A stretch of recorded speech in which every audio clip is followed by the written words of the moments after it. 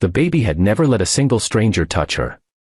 Not a neighbor, not a doctor, not even the kind old lady who lived next door. She cried for hours if anyone tried. But that morning, inside the tall glass building where sunlight streamed through spotless windows, something happened that not only shocked an entire office, but changed 3 lives forever. A little girl, barely 2 years old, looked up from her mother's arms, reached out with trembling fingers, and lunged straight toward them, and everyone feared, the young millionaire CEO who never smiled, never slowed down, and never let emotion interfere with work. No one understood why.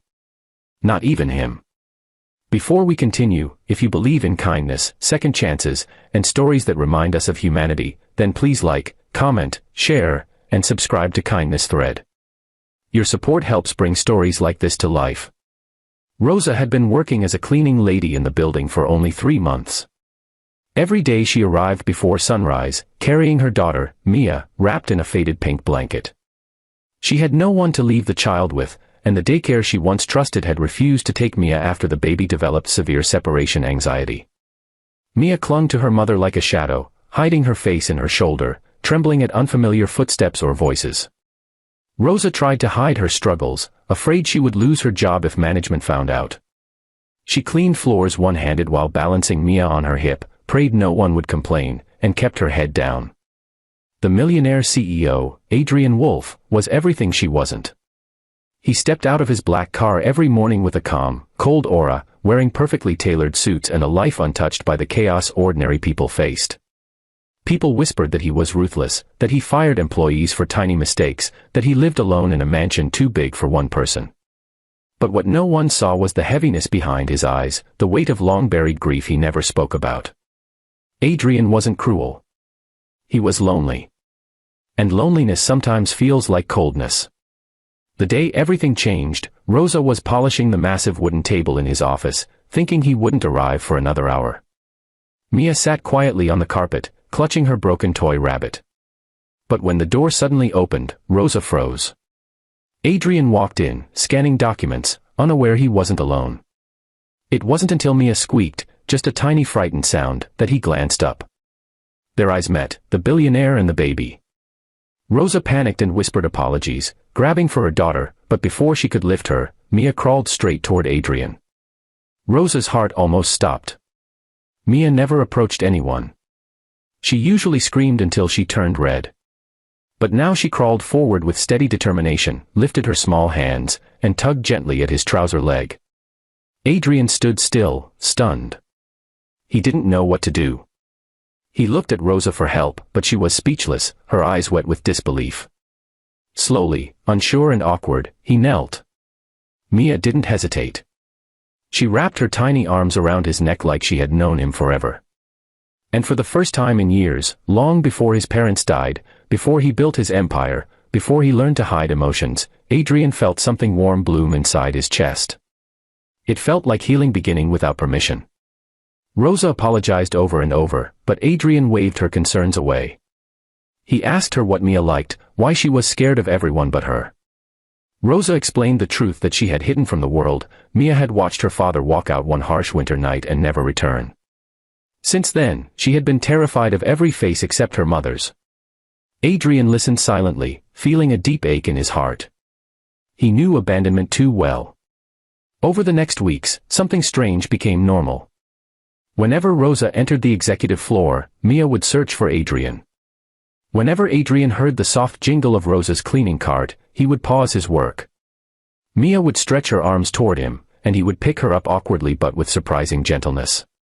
The office staff whispered, confused by the sudden softness in their feared boss, but they couldn't deny the change. Adrian smiled more. He spoke kindly. The harshness around him melted. He even installed a small play corner in his office so Rosa could work without worry. Mia would sit beside him while he signed documents, tapping her tiny fingers against his chair, giggling whenever he looked at her. The bond was unexplainable, pure, almost magical. But every beautiful thing carries a shadow, sometimes the shadow of fear.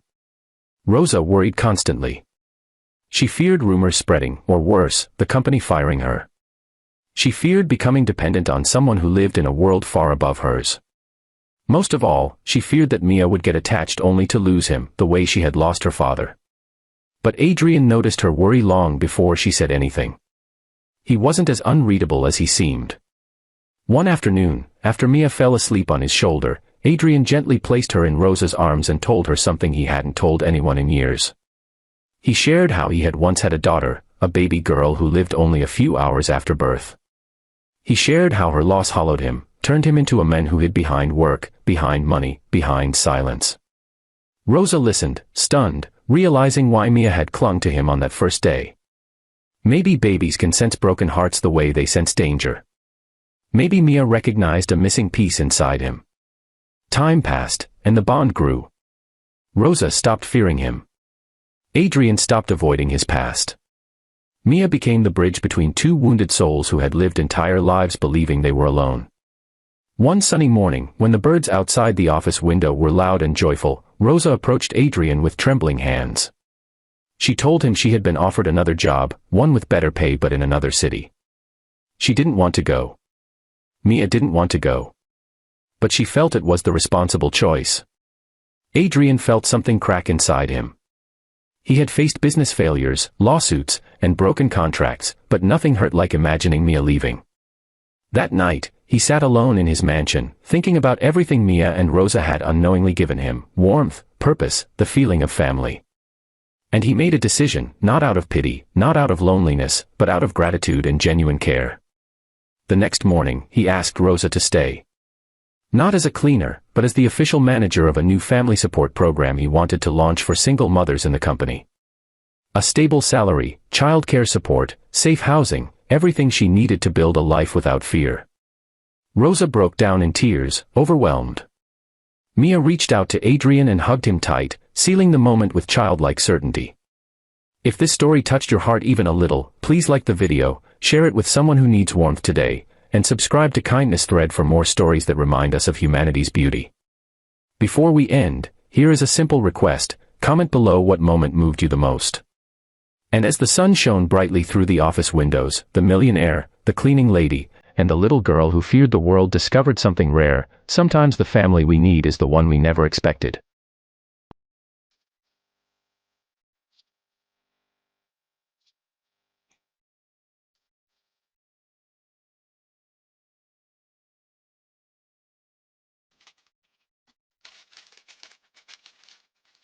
La verdad, la vida de gordo capaz era una vida de mierda.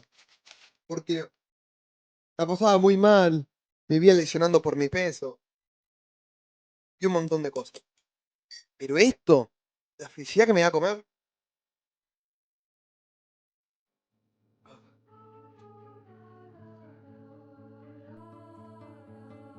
mm,